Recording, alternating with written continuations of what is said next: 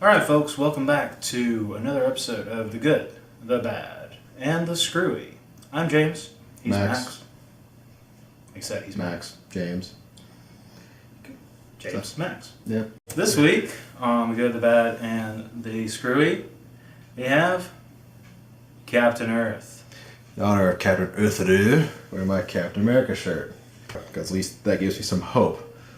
Captain Earth may be disappointed in life. That's next week. I'm looking more forward to that, more entertaining. Captain Earth.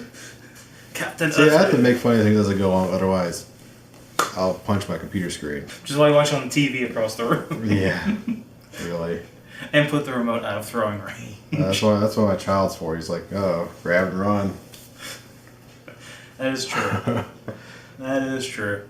So, Max, tell me your thoughts on Captain Earth. Well, it led to the creation of the M3. That's what we talked about. The M3? What's the M3? Max's Mighty Merchandise scale. Max's Mighty Merchandise scale. It's a parody of the Mighty Merchandise robot from Futurama. Alright. Because, of course, having had the store and then all his experiences in the year, and trending, you would see how popular something was based on its merchandise. The graphics came out, the red knockoffs, rip-offs, toys, cosplay, t-shirts, whatever DeviantArt throws out. And so I created a scale from the very worst thing I could think of, worst anime, and then whatever's most popular, and then also add in what's the merchandise like, what else is everything on. And I put it all together, and I created this one. Actually gets a 2. Captain Earth gets a 2. It's a 2. Because at least someone showed some interest in making a t-shirt. And like if any action figures ever were to come out, it'd be the Taco Bell equivalent action figure. There's a scene in the whole series that just baffles me. There's actually just several. Actually, the whole thing, not just put that way. But it's always And been Grant, you've only watched 4 episodes of it. far. Could stomach no more. It's the entire robot launch scene. It sounds massively dumb. First, I've got to launch a small part of the robot itself, the mech suit up. And it itself It's is a mech it suit. is It is a straight mech suit. Your standard, almost villain size, Yeah. like Gundam style.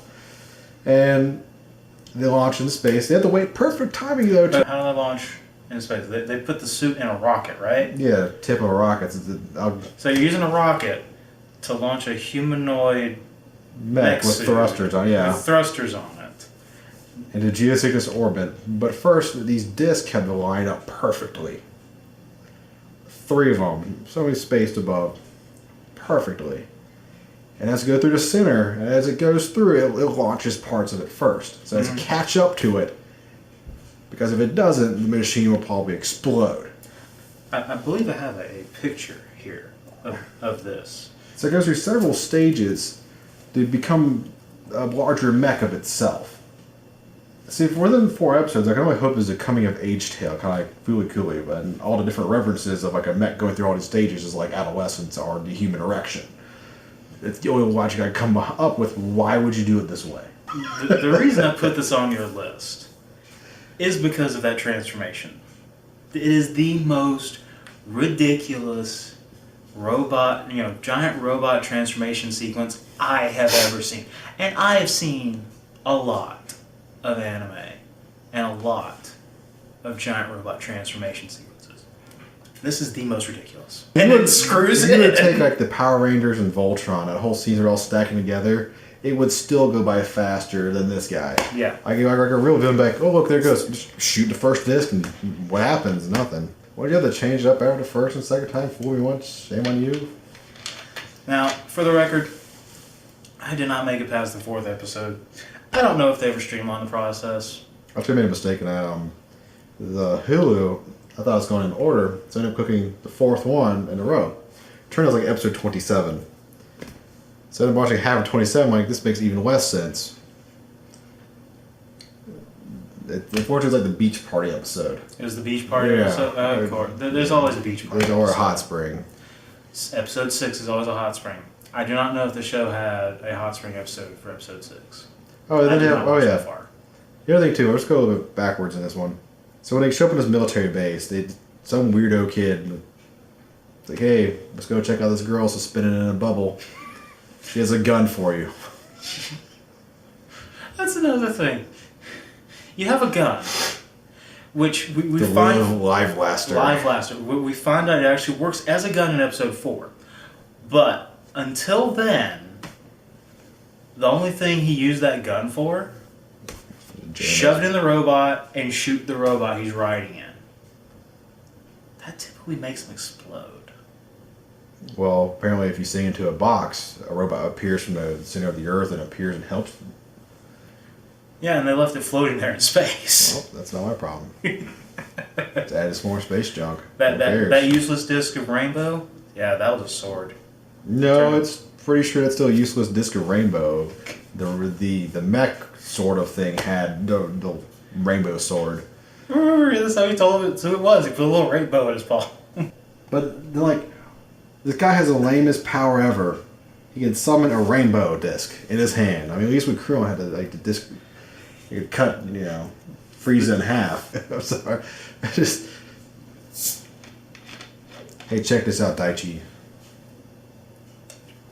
Can you at least get a dazzler and make like fireworks appear around it? I don't know if you are familiar with like Mystery Science Theater.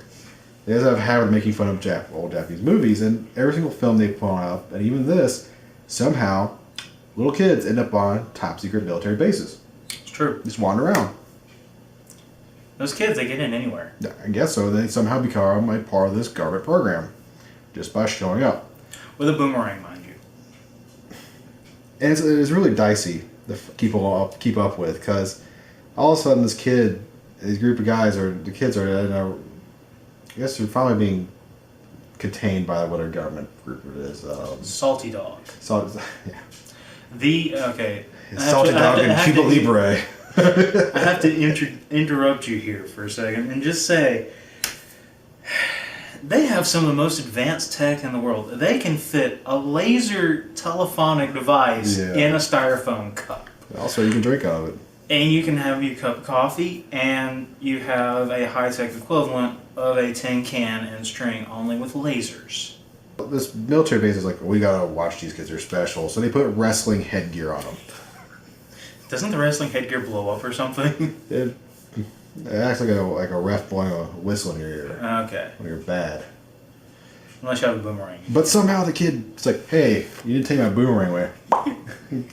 Runs outside on the beach and throws a boomerang around, and next thing you know, the Hannah girl, the only South Pacific looking girl there. Yeah, with a squirrel on her shoulder. With a Pokemon, yeah. See, I couldn't figure out what's a Pokemon doing in here. The Pichu. Well, you had some other name, like Peaks or something like that. Yeah, there always has to be a little cute creature. It's a shiny version. Where's the regular one? I don't never know. catch a shiny one the first try. Yeah, it looked like a Hawaiian, an albino, and a kid from Digimon. So it looks like, which they even change her name, just Hannah. Daichi. Pretty sure it means flower. I don't care. Yeah, Daichi is the son of the last Captain Earth. Which they reveal till after he's in space and you're about to fight some guy who's going to kill you with his libido energy to kill T Gang. It's like every time they appear, I'm expecting to be like, prepare for trouble, make it double. I thought the same thing. They're Team Rocket on sex. Well, there's a lot of innuendos between them too, but this one's like, hey, guess what? These are more overt, where you have them literally thrusting the energy into the robot activation pods. Yeah, they're thrusting into the back of them. Like, oh, that's cool.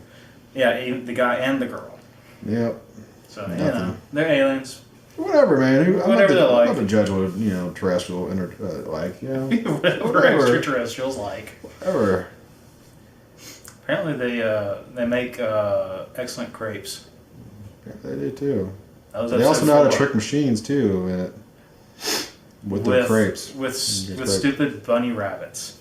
Yeah. Until they meet the hacker, who is straight up missing. See, when they had that scene though, when they're about to escape, I was only hoping like a hot air balloon would pop out. They, like Team Rocket style disappear. So there's an email like here. Check this out. Just watch 4 episodes of it. I guarantee it has robots in it. It has robots in it, and the most ridiculous transformation sequence ever. You said that much. It You hurts said my brain. that. Said you don't like it. You lied, but I didn't say you like it. I said you need to watch it. yeah. It's on the list. It's either good, bad, or screwy. So this one definitely be on the whole.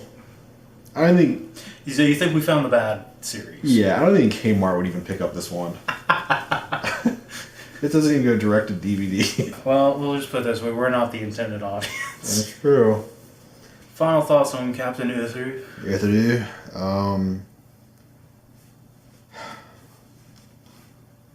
If it came down to like worldwide annihilation into libido, I'm pretty sure I would take the quick and painful death than have to be saved by Captain Earth. Fair enough. I actually rely more on Captain Planet. Yeah, when I was reading the wiki on it, and I found out, oh, it's Macbeth Industries, and one of the main Macbeth villains Knights. is Puck, and the Midsummer Nights, and it's all Shakespeare. Well, guess what? The Scottish play is cursed. This anime is cursed. Hopefully, the Wizard of Legend, you can't say Macbeth on stage. That's like bad. That's why you spit. Right. So. Or you turn around, go around, You walk around three times. Every part has a different legend. So imagine when actually like recording this and doing this, that actually the place burned down. Yeah. For saying Macbeth one too many times and making references.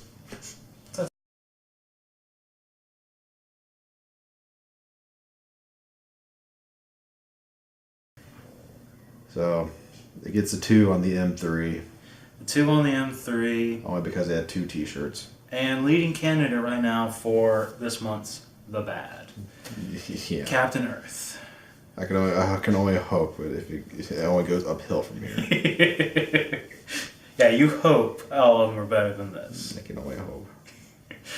Well, thanks for once again joining us on The Good, The Bad, and The Screwy. I'm James. He's Max. This guy here Only on Halfacre Pond. is sad he had to watch Captain Earth. On Halfacre Pond, watch more torture of me. That's right. If you like seeing Max struggle watching anime, be sure to subscribe, like this video, throw us money. Alright, that's it for The Good, The Bad, and The Screwy. We'll end with that. Thanks for watching.